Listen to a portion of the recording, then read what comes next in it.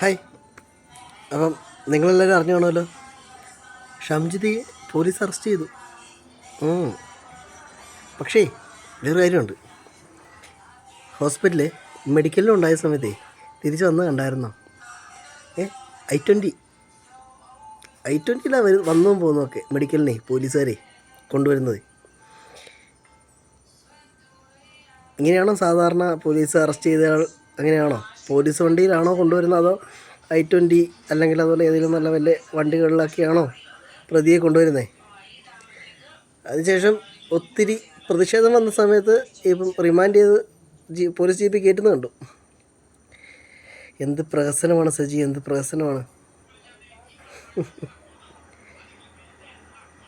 അതുപോലെ ഫർദയ്ക്ക് ഇട്ട് വന്നേക്കുന്നു. സത്യം ശരിക്കും വയ്യ. ഫർദയ്ക്ക് ഇട്ട പുള്ളിക്കാരി വന്നേ. പുള്ളിക്കാരുടെ ഇൻസ്റ്റ ഐഡിക്കകത്ത് ഒറ്റൊരു വീഡിയോക്കകത്തും ഫർദയിട്ടൊന്നും കണ്ടിട്ടില്ല. എന്നതല്ലേ, ഈ ഫർദയ്ക്കുള്ളിൽ ഒരു മറയാകുവാണോ? അത് യഥാർത്ഥത്തിൽ അതിൻ്റെ ഒരു മഹത്വം മനസ്സിലാക്കി ഉപയോഗിക്കുന്ന ആൾക്കാർ വേറെയുണ്ട്, ഒത്തിരി പേരുണ്ട്.